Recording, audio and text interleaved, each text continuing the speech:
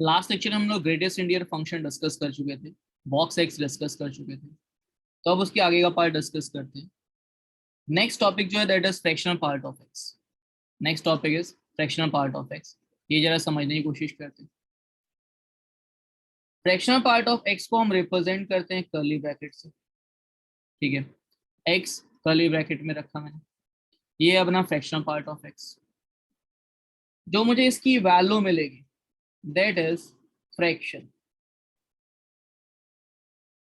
ठीक है, और फ्रैक्शन भी कैसा फ्रैक्शन, तो ये 0 से 1 के बीच में होगा। 0 हो सकता है बट ये कभी भी 1 नहीं हो सकता। ठीक है, जैसे जैसे मान लो अगर मैं 2.3 का फ्रैक्शनल पार्ट फाइंड आउट करता हूँ, 2.3 का फ्रैक्शनल पार्ट। ठीक है, तो इसे मैं लिख सकता हूँ 2 प्लस 0.3। यहाँ पे फ्रैक्शन क्या है, 0.3।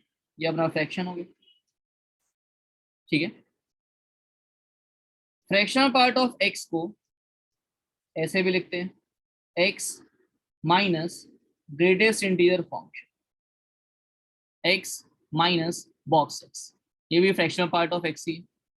ठीक है, तो जैसे मान लो अगर मुझे फाइंड आउट करना है 2.99 का फ्रैक्शनल पार्ट, तो इसे मैं क्या ले सकता हूँ, 2.99 माइनस 2.99 का बॉक्स। 2.99 का बॉक्स क्या हो जाएगा, 2। मुझे मतलब मुझे फ्रैक्शनल पार्ट की वैल्यू क्या मिल रही है, 0.9। आई होप कि सबको अभी ये क्लैरिटी है। जैसे अगर मान लो मुझे 1.2 का फ्रैक्शनल पार्ट फाइंड आउट करना है, फाइंड आउट कर सकता हूँ। ये क्या हो जाएगा, दैट इज 1.2 माइनस 1.2 का बॉक्स। ये होगा 1.2 माइनस 1.2 का बॉक्स क्या हो जाएगा, दैट इज 1। मतलब ये मुझे मिल जाता है 0.2। ठीक है, तो ये रिलेशन काफी इंपॉर्टेंट है जो हम कई जगह पे यूज करेंगे। ठीक है, सभी लोग इसे नोट डाउन करो। है ना, अब इसके बाद फिर आगे डिस्कस करते हैं। ठीक है, जैसे मान लो मुझे फाइंड आउट करना है -1.2 का फ्रैक्शनल पार्ट, तो ये क्या होगा, दैट इज -1.2 माइनस -1.2 का ग्रेटेस्ट इंटीजर। ये हो जाएगा -1.2 -1.2 का बॉक्स क्या हो जाएगा, दैट इज -2। मतलब इसे मैं डील करूंगा तो ये हो जाएगा 2 minus 1.2, that is 0.2। I hope कि सबको अब ये भी क्लियर है। ठीक है, तो अब बॉक्स एक्स का मुझे graph, sorry fraction part of x का मुझे ग्राफ ड्रॉ करना है। ग्राफ ड्रॉ करने के लिए यहाँ पर भी मैं उसकी वैल्यूज फाइंड आउट करता हूँ इन डिफरेंट इंटरवल, जैसे बॉक्स की वैल्यूज फाइंड आउट की।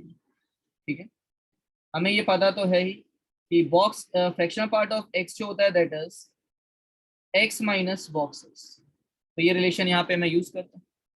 ठीक है, तो अच्छा एक और एग्जांपल ले लेते हैं। एक और एग्जांपल ले लेते हैं, इंटीजर का कोई भी एक एग्जांपल नहीं लेते। तो एक एग्जांपल इंटीजर का भी ले लेते हैं। लेट्स से कि मुझे 2 का फ्रैक्शनल पार्ट फाइंड आउट करना है, तो ये क्या होगा, दैट इज 2 माइनस 2 का बॉक्स एक्स। 2 का बॉक्स, तो 2 का बॉक्स क्या होता है, 2। तो ये हो जाएगा 0। ठीक है, तो हमें ये समझ में आ चुका है कि इंटीजर का जो बॉक्स होगा दैट इज, सॉरी इंटीजर का जो फ्रैक्शनल पार्ट होगा दैट इज 0। ठीक है, तो अब यूज करते हैं इसी रिलेशन को। जैसे मैंने कहा कि अगर x 0 से 1 के बीच में लाई करता है, if x lies in between 0 से 1, तो बॉक्स x क्या हो जाएगा, 0। मतलब फ्रैक्शनल पार्ट ऑफ x क्या हो गया, x। If x lies in between 1 से 2, तो बॉक्स x क्या हो जाएगा, 1। तो फ्रैक्शनल पार्ट ऑफ x की वैल्यू क्या हो जाएगी, x-1। If x lies in between 2 से 3, तो बॉक्स की वैल्यू क्या हो जाएगी, 2। और अगर बॉक्स की वैल्यू 2 है तो फिर फ्रैक्शनल पार्ट ऑफ x की वैल्यू क्या हो जाएगी, that is x-2। Next, if x lies in between -1 से 0, then value of box is -1, and the function is x plus 1. If x lies in between -2 से -1, then value of box is -2, तो ये क्या मिल जाएगा मुझे x+2। आई होप कि सबको अभी ये क्लियर है, ठीक है। अच्छा, अब इसी का यूज करके हमें ग्राफ ड्रॉ करना है। करो एक बार ट्राई करो सब लोग। देखो इस वाले फंक्शन का मुझे ग्राफ ड्रॉ करना है। मुझे इतना तो पता ही है कि इसका जो भी आउटपुट आएगा that output will be positive या जीरो, वो कभी भी निगेटिव आउटपुट तो नहीं मिलने वाला, ठीक है। अच्छा जी, और मैक्सिमम वैल्यू हो सकती है जो फ्रैक्शन की, दैट इज 1। 1 से ज्यादा नहीं हो सकती, 1 से कम ही होगी। ये 0 है, ये 1 है। हाँ, तो अब अगर मैं ग्राफ ड्रॉ करूँ, मैं कहा देखो यार, अगर x 0 से 1 के बीच में लाई करते हैं then the function is x, तो y equals to x line में ड्रॉ कर लूँ, वो ये लाइन हो गई।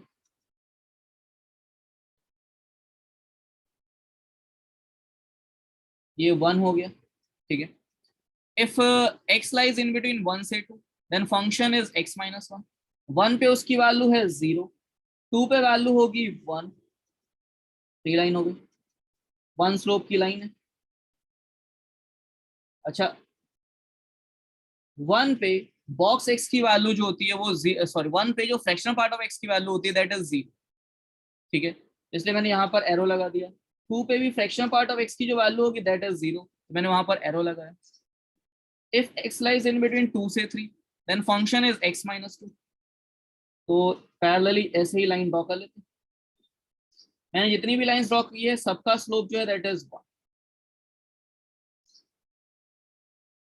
सिमिलरली पैरेलली लाइन इधर भी ड्रॉ कर लेते हैं, पैरेलल लाइन में ड्रॉ कर ली इधर भी, दिस इज -1, ठीक है। अगर मैं लाइंस की बात करता हूँ तो ये लाइन है y equals to x, this line is y equals to x -1, this is y equals to x -2, this is y equals to x+1, ठीक है। सभी लोग इसे ड्रॉ करते हैं। इसका मैं डोमेन, रेंज, बाकी इंफॉर्मेशन भी बता सकता हूँ। जैसे अगर इस फंक्शन का मैं डोमेन कहूँ तो डोमेन क्या होगा, इंटायर रियल नंबर। आप कुछ भी इनपुट करोगे आपको आउटपुट तो जरूर मिलेगा, बट जो भी आउटपुट होगा that always lies in between 0 से 1। This function is many one function. एक आउटपुट के कॉरस्पॉन्डिंग मल्टीपल इनपुट्स, ये फंक्शन रिपीट हो रहा है। तो जैसे ट्रिमेट्रिक फंक्शंस के हम पीरियड लिखते थे, मिनिमम कितने इंटरवल के बाद रिपीट हो रहा है, तो ये फंक्शन 1 इंटरवल के बाद रिपीट हो रहा है, सो पीरियड इज 1, ठीक है। सभी लोग ये भी नोट डाउन करो।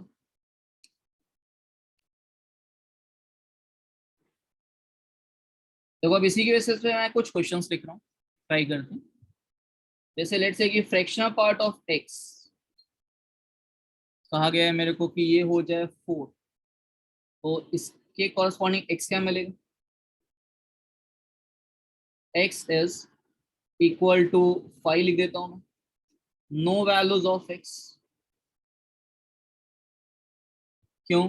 Because fractional part of x जो होगा that will be always lies in between 0 से 1,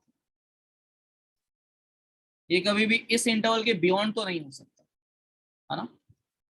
अच्छा जी, एक और एग्जांपल ले लेते हैं। लेट्स से कि fractional part of x is equals to, fractional part of x is equals to let's say है 0.2।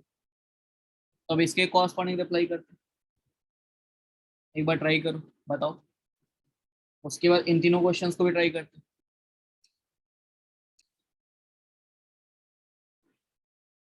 देखो अब इसका क्या रिप्लाई होगा, fractional part of x is equals to 0.2, ठीक है। तो फ्रैक्शनल पार्ट ऑफ x को अगर लिखना चाहता हूँ तो मैं क्या लिख सकता हूँ, x minus box x is equals to 0.2, मतलब x क्या हो गया, box x plus 0.2। Box x जो भी होगा, बॉक्स x जो भी होगा दैट इज एन इंटीजर, मतलब मैंने कहा कि जो x होगा दैट इज i प्लस 0.2। अगर मैं ये सब्स्टिट्यूशन करूंगा तो मुझे fractional part of x always always 0.2 he reply करेगा। ठीक है। अच्छा जी, अगर इसे लिखना चाहता हूँ तो मैं इस तरीके से भी लिख सकता हूँ, ग्राफ का यूज करके भी लिख सकता हूँ इसे। जैसे अगर मैंने ग्राफ ड्रॉ किया,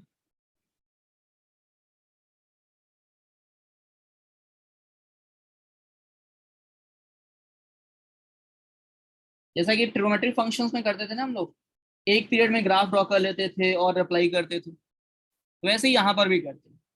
एक पीरियड हो गया, 0 से 1 ये इंटरवल हो गया, इसमें अगर मैं लाइन ड्रॉ करूं, लाइन जो है that is y equals to 0.2, ये जो लाइन है this is y equals to x। तो अगर अब मैं सोचता हूँ कि यार 0.2 कब मिलेगा, y की वैल्यू 0.2 होगी व्हेन इनपुट x इज 0.2। ठीक है। अच्छा, तो एक पीरियड में मुझे रिप्लाई मिल चुका है, एक पीरियड में मुझे क्या रिप्लाई मिल रहा है, दैट इज 0.2। तो जनरल सॉल्यूशन लिखना होगा तो क्या होगा, दैट इज n इंटू एक पीरियड की लेंथ, एक मिनिमम इंटरवल जिसके बाद ग्राफ रिपीट हो रहा है उसकी लेंथ, मतलब सिंपली कहूँ तो फंडामेंटल पीरियड या पीरियड कह देते हैं, दैट इज 1 प्लस इस पीरियड में जो सॉल्यूशन मिल रहा है वो लिख लिया, मतलब x हो गया n plus 0.2 for all n belongs to integer, दोनों सेम ही है। n प्लस 0.2 लिखूं जहां पे n इंटीजर है, या फिर i प्लस 0.2 लिखूं, दोनों सेम ही, बस दोनों को करने के तरीके डिफरेंट है। एक को मैंने मैथमेटिकली किया है, सेकंड को मैंने ग्राफिकली किया है। ठीक है, सभी लोग इसे नोट डाउन करो। देखो अगर इस वाले क्वेश्चन को सॉल्व करना है, कैसे करें, fractional part of x is equal to half. तो अगर fractional part of x half है तो क्या रिप्लाई होगा, x इक्वल्स टू, एक पीरियड में सॉल्यूशन तो मुझे हाफ ही मिल जाएगा, फर्स्ट पीरियड में ले लूंगा y इक्वल्स टू x वाला। ठीक है। अच्छा, और जनरल सॉल्यूशन लिखने के लिए क्या करेंगे, हम पीरियड का इंटीग्रल मल्टीपल ऐड कर देते हैं, पीरियड क्या है 1, तो ये हो जाएगा n plus half for all n belongs to integer. ये हो गया फर्स्ट का रिप्लाई। अगर मुझे सेकेंड पार्ट करना है तो वो भी कर सकते हैं, fractional part of x is greater then 1/3। तो मैंने क्या किया, फ्रैक्शनल पार्ट ऑफ x का ग्राफ ड्रॉ कर दिया एक पीरियड में, इनइक्वालिटी सॉल्व करनी है हमें, एक पीरियड में मैंने ग्राफ ड्रॉ कर दिया फ्रैक्शनल पार्ट ऑफ x का।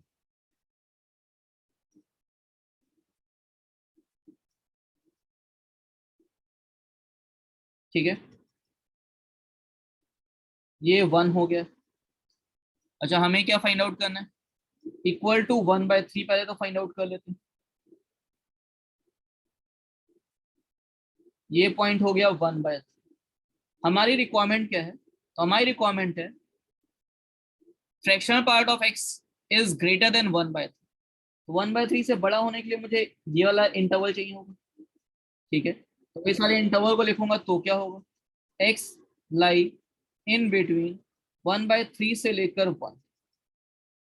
इस इंटरवल में जो फ्रैक्शनल पार्ट ऑफ x होगा दैट इज ग्रेटर देन 1/3। अब जनरल सॉल्यूशन लिखने के लिए क्या करेंगे, हम पीरियड का इंटीग्रल मल्टीपल ऐड कर देते हैं, पीरियड क्या है 1, तो यहाँ पर मैंने n इंटू 1 ऐड कर दिया। So final outcome is x belongs to n plus 1/3 से लेकर n plus 1, both open bracket for all n belongs to integer. ये है फाइनल आंसर। ठीक है, सभी लोग इसे नोट डाउन करने के बाद नेक्स्ट अब इन दोनों क्वेश्चंस को ट्राई करो।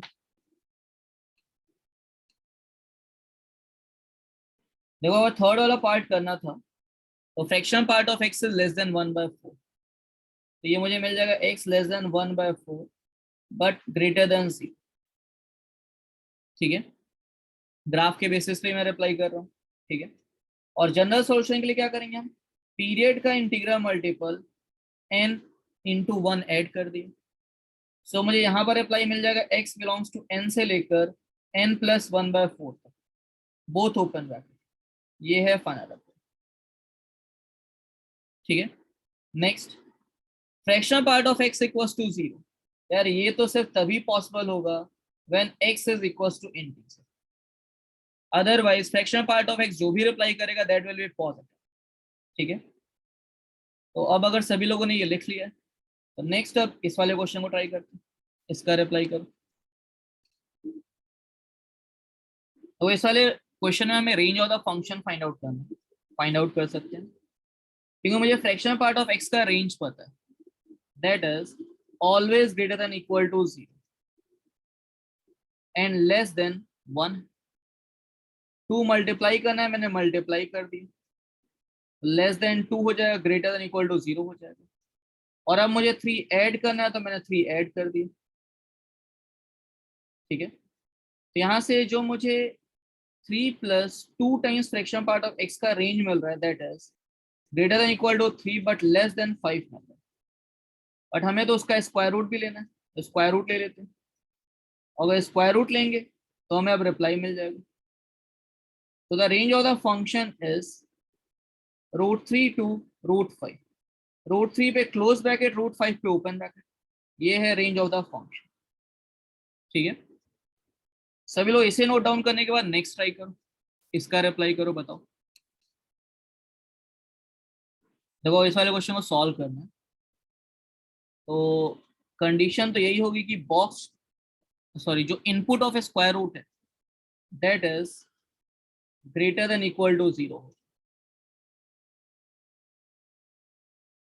ठीक है, फर्दर सॉल्व करने के लिए मैंने बॉक्स एक्स को टी पुट कर दिया, मतलब ये मुझे मिल जाएगा t² minus 3t plus 2 is greater than equal to 0। पहले तो इसे डील करते हैं, तो यहाँ से मुझे दो फैक्टर्स मिल जाएंगे। जब मैं सॉल्व करूंगा तो मुझे क्या मिलेगा, t is greater than equal to 2 union t is less than equal to 1। ये रिप्लाई मैंने वेवी कर्व का यूज करके किया है। अब हमें जो डील करना है that is box x is greater than equal to 2 union box x is less than equal to 1 deal करना। तो अब इसे डील करना आता है। बॉक्स एक्स ग्रेटर देन 2 कब होगा, greater than equal to 2 when the input is greater than equal to 2 हो जाए। Union box x is less than equal to 1 कब होगा, when the input is less than 2 हो जाए, तभी होगा ये। ठीक है, अच्छा अगर इन दोनों का मैं यूनियन करूंगा तो x belongs to entire real number. एक ने रिप्लाई किया है 2 से छोटा, दूसरे ने रिप्लाई किया है ग्रेटर देन इक्वल टू 2, तो दोनों का यूनियन क्या हो जाएगा, इंटायर रियल नंबर। यही है फाइनल रिप्लाई। सभी लोग उसे नोट डाउन करने के बाद नेक्स्ट क्वेश्चन ट्राई करते हैं। यार ये फर्स्ट वाला तो हम लोगों ने अभी जस्ट किया ही है, सेकेंड वाला पार्ट करना था। तो x minus box x greater than equal to 0, हम यही कंडीशन अप्लाई करेंगे। यहाँ से मुझे मिल जाएगा fractional part of x is greater than equal to 0, जो कि ऑलवेज ट्रू है। x belongs to entire real number, यही हो गया फाइनल अप्लाई। ठीक है, सभी लोग इसे भी नोट डाउन करो और उसे नोट डाउन करने के बाद फिर आगे वाले दोनों क्वेश्चंस करते हैं। सॉल्व करो जरा, बताओ। देखो और इस वाले क्वेश्चन को सॉल्व करना है, और इस वाले क्वेश्चन को सॉल्व करना है, बॉक्स ऑफ साइन एक्स का रेंज फाइंड आउट करना है। मैंने कहा कि देखो यार मुझे साइन एक्स फंक्शन का रेंज तो पता ही है, ये -1 से 1 ही के बीच में लाई कर सकते हैं, और बॉक्स हमें जो भी रिप्लाई करेगा दैट विल बी इंटीजर। तो अगर मैं कहता हूँ कि -1 से 0 के बीच में अगर फंक्शन होगा तो उसका रेंज क्या हो जाएगा, -1, सॉरी उसका बॉक्स क्या हो जाएगा, -1। if input lies in between 0 से 1 then its box is 0, and if sin x is 1 then its box is 1। यही हो गया range of the function. Second का रेंज फाइंड आउट करना है तो पहले इनपुट का रेंज फाइंड आउट कर लेते हैं, दैट लाई इन बिटवीन -√2 से लेकर √2। और अब इसका रेंज बताते हैं, रेंज क्या हो जाएगा, if input lies in between -√2 से -1 then its box is -2। -1 से 0 के बीच में अगर इनपुट होगा देन इट्स बॉक्स इज -1। 0 से 1 के बीच में इनपुट होगा देन इट्स बॉक्स इज 0। 1 से √2 के बीच में अगर इनपुट होगा देन इट्स बॉक्स इज 1। यही है final reply, range of the function. ठीक है, सभी लोग इसे नोट डाउन करो। अब उसके बाद इन दोनों क्वेश्चंस को ट्राई करते हैं, इनका रिप्लाई करो, बताओ। देखो और इस वाले क्वेश्चन को सॉल्व करना है तो मैं एक रिलेशन यूज कर लूंगा कि x is equal to box x plus fractional part of x। यहाँ पर जो ये फ्रैक्शनल पार्ट ऑफ एक्स है ना, this function is bounded function, this function is bounded function. कहाँ बाउंडेड है ये? तो बाउंडेड बाउंडेड इन 0 से 1 के बीच में। बाकी ये दोनों ही फंक्शंस अनबाउंडेड फंक्शंस, दोनों माइनस इन्फिनिटी से लेकर इन्फिनिटी तक जाते हैं। तो हमारी कोशिश ये होती है कि हम पहले बाउंडेड फंक्शन के फॉर्म में कन्वर्ट करें और फिर फाइंड आउट करें।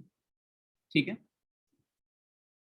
देखो ध्यान से अब जरा समझते, ध्यान से जरा समझते। Fractional part of x plus 3 is equal to 2 box x। यहाँ पे दो ही फंक्शंस गिवन है, एक फ्रैक्शनल पार्ट और दूसरा जो गिवन है बॉक्स गिवन। समटाइम्स तीनों गिवन होते हैं तो हम दो में कन्वर्ट कर लेते हैं। ठीक है, यहाँ पर मुझे इस फंक्शन के बारे में पता है, ये 0 से 1 के बीच में लाई करता है। प्लस 3 कर दिया तो ये 3 से 4 के बीच में लाई करता है, इसके बियॉन्ड तो नहीं जा सकता। ठीक है, एंड राइट हैंड साइड जो भी होगा that will be integer, that will be integer. ठीक है, तो अब जरा सोचे कि क्या ये दोनों कभी इक्वल हो सकते हैं? बॉक्स एक्स ऐसी कौन सी वैल्यू ले ले सच दैट की जो लेफ्ट हैंड साइड है वो 3 से 4 के बीच में लाई कर। मैंने कहा अगर बॉक्स एक्स 1 होगा तो ये 2 हो जाएगा, पॉसिबल नहीं है। अगर 2 होगा तो ये 4 हो जाएगा, तो भी पॉसिबल। यही दो पॉसिबिलिटीज हो सकती थी, बाकी तो इस रेंज के बियॉन्ड चला जाएगा। मतलब अगर मैं यहाँ पर देखूँ तो मुझे एक्स की कोई भी वैल्यू मिलती हुई नहीं दिख रही है। ठीक है, अच्छा जी, अगर मैं मान लो इसे एक और लॉजिक से सॉल्व करता हूँ, इसे एक और लॉजिक से सॉल्व करता हूँ, यहां से तो मुझे दिख रहा है कि नो वैल्यूज ऑफ एक्स। ठीक है, सेकेंड मेथड में यूज कर रहा हूँ, या ध्यान से समझेंगे।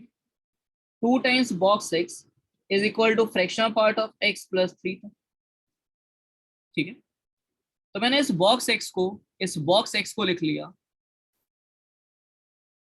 X minus fractional part of x equals to fractional part of x plus 3 लिख दिया। मतलब यहां से मुझे मिल जाएगा 2x is equal to 3 times fractional part of x plus 3 मिल जाएगा। अगर इसे डील करें तो ये 0 से लेकर 3 के बीच में लाई करेगा, प्लस 3 किया तो ये 3 से लेकर 6 के बीच में लाई करेगा। ठीक है, अच्छा जी, तो जो 2x होगा दैट लाई इन बिटवीन 3 से 6, then x lies in between 3/2 से लेकर 3 तक। क्या यही पॉसिबिलिटीज है? ठीक है, अब आप चेक कर सकते हो, अब आप चाहो तो चेक कर सकते हो, एक्स के डिफरेंट इंटरवल्स लेकर, एक्स के डिफरेंट इंटरवल्स लेकर आप ऐसे चेक कर सकते हो। ठीक है, बट अगर मैं ऐसे भी चेक करूंगा तो मुझे क्या क्या मिलने वाला है, जरा ये देख लेते हैं, जरा ये देख लेते हैं। लेट्स से कि मैंने कहा कि if x lies in between 3/2 से 3, तो बॉक्स एक्स क्या हो जाएगा? बॉक्स एक्स इज, अगर 3/2 से 2 होगा तब तो मुझे 1 मिलेगा, और अगर 2 से 3 होगा तब तो मुझे 2 मिलेगा।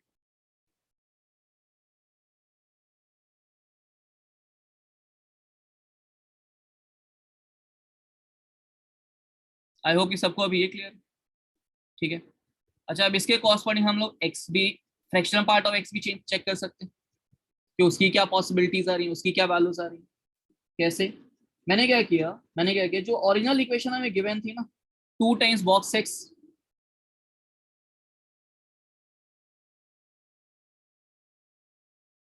Equal to fractional part of x plus 1, यही fractional part of x plus 3 given. अगर मैं यहाँ पर वैल्यू पुट कर देता हूँ बॉक्स एक्स की, अगर मैं बॉक्स एक्स की वैल्यू 1 पुट करूंगा तो क्या मिल जाएगा? ये 2 equal to fractional part of x plus 3, जो कि पॉसिबल ही नहीं, क्योंकि fractional part of x equals to -1 आ जाएगा, नॉट पॉसिबल। हाँ, अगर मैं बॉक्स एक्स की वैल्यू 2 पुट कर दूंगा तो ये हो जाएगा 4 equal to fraction part of x plus 3। यहाँ से fraction part of x equals to 1 मिल जाएगा, ये भी पॉसिबल है। मतलब रिप्लाई जो है that is no values of x.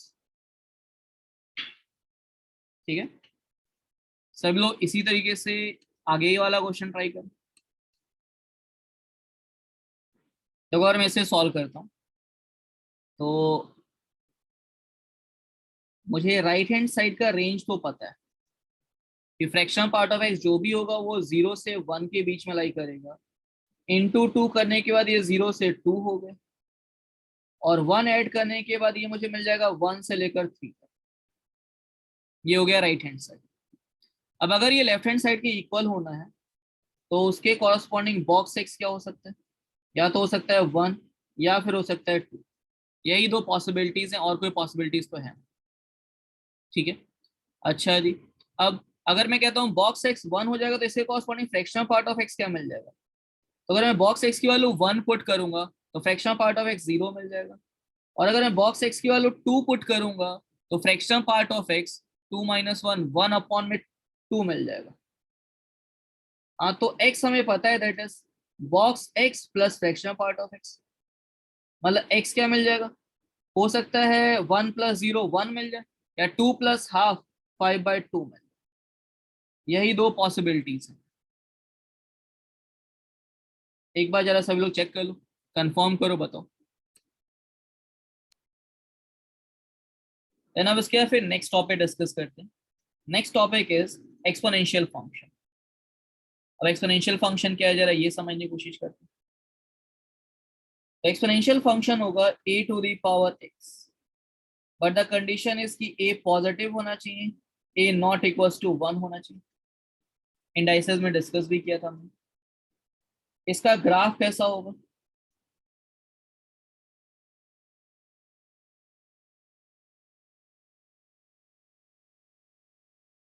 तो इसके दो ग्राफ्स पॉसिबल हैं, that depends on the value of a। If a is greater than 1 तब तो ये कुछ इस टाइप का ग्राफ होगा, and if a is less than 1 greater than 0 तब ये ग्राफ होगा। ठीक है, ये ग्राफ है y equals to a to the power x का फॉर a ग्रेटर देन 1 के लिए। ये भी ग्राफ है y equals to a to the power x का फॉर a बिलोंग्स टू 0 से 1 के। ठीक है, ये जो पॉइंट होगा दैट इज x की वैल्यू 0 पुट करेंगे तो y की वैल्यू 1 मिल जाएगी। ठीक है, अच्छा। अब अगर मैं इसके बारे में इंफॉर्मेशन बताऊं तो डोमेन ऑफ द फंक्शन क्या हो जाएगा? Entire real number. Range of the function is 0 से infinity, both open bracket. Function जो होगा दैट इज 1 1 फंक्शन। ठीक है, यहाँ पर आप ये भी ऑब्जर्व कर सकते हो कि ये जो फंक्शन है when a is greater than 1 तब ये increasing function, and if a is less than 1 then this function is decreasing function. इसका इनइक्वालिटी में हम बहुत यूज करेंगे। कैसे? तो एक बार ये समझने की कोशिश करते हैं। पहले इतना लिखो फिर डिस्कस करते हैं वाला पार्ट। और यहाँ पर एक पार्ट और काफी इंपॉर्टेंट है, जरा वो देख लेते हैं। इनइक्वालिटीज कैसे डील करेंगे?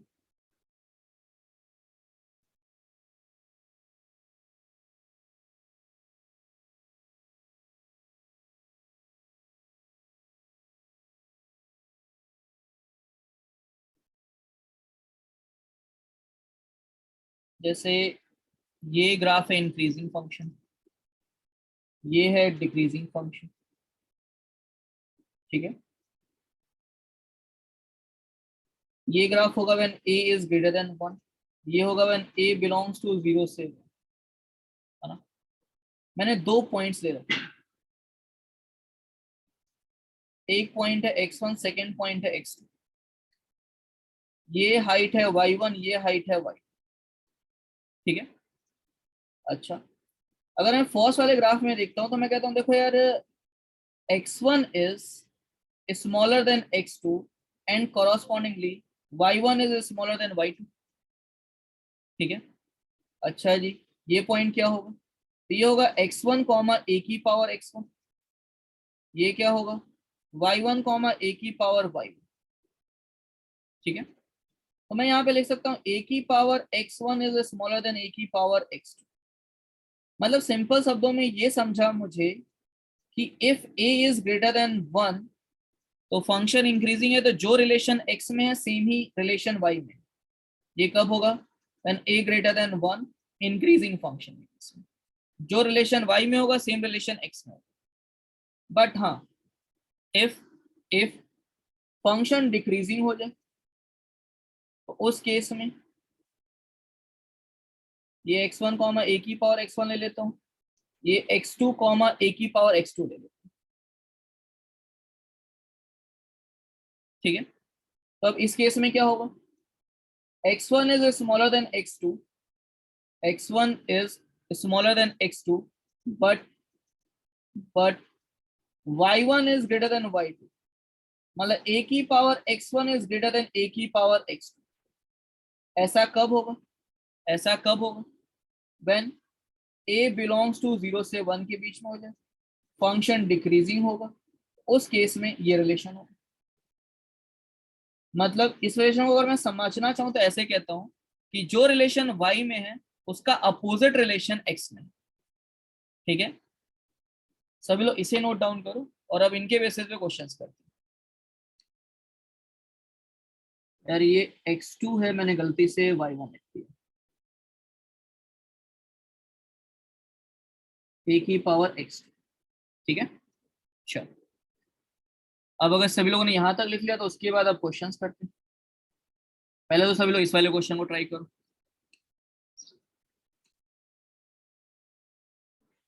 यार अभी जो ये क्वेश्चन गिवन है ये इक्वालिटी का क्वेश्चन है। इन फ्यूचर हमें इनइक्वालिटी वाले क्वेश्चंस भी मिलेंगे। 1/2 को लिख सकता हूँ मैं 2 की पावर -1, तो ये हो जाएगा 2 की power -x² plus 1 is equal to 2 की पावर 2x-2 हो जाएगा। पावर्स को इक्वेट कर लेते हैं हम। ये हो जाएगा -x² plus 1 is equal to 2x-2। मतलब ये हो गया x² plus 2x -3 equal to 0। Then there are two possible values are x. One is -3 and other one is 1. तो यही है फाइनल रिप्लाई, ठीक है। सभी लोग इसे नोट डाउन करो एंड उसके बाद अब इस वाले क्वेश्चन को ट्राई करते हैं।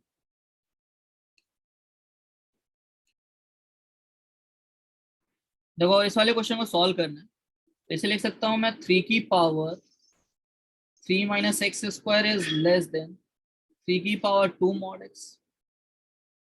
यहाँ पर अब इस बात का ध्यान रखना बहुत जरूरी है कि ये जो नंबर है a वो कैसा है। If a is greater than 1 then sign of inequality will remain same. If a is less than 1 then sign of inequality will change. मैं यहाँ पे लिख रहा हूँ because 3 is greater than 1 then sign of inequality will remain same.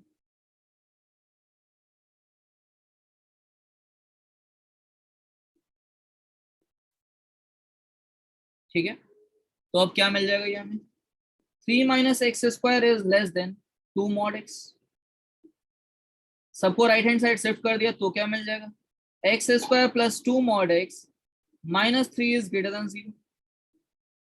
X square को लिख सकता हूं मैं मॉड x का whole square plus 2 mod x -3 greater than 0। यहाँ पर इसके दो फैक्टर्स हो जाएंगे। One factor is mod x plus 3 and the other factor is mod x -1 greater than 0, ठीक है। जो मॉड x प्लस 3 है दैट इज ऑलवेज पॉजिटिव, तो मैंने इस पॉजिटिव नंबर से डिवाइड कर दिया। So the reply is mod x -1 is greater than 0 then mod x is greater than 1। ये मिल जाएगा मुझे। अब इसी को सिंप्लीफाई करना, यहाँ से अब मुझे रिप्लाई मिल जाएगा x बिलोंग्स टू -∞ से -1 यूनियन 1 से इन्फिनिटी। ये है फाइनल रिप्लाई, ठीक है। सभी लोग इसे नोट डाउन करो।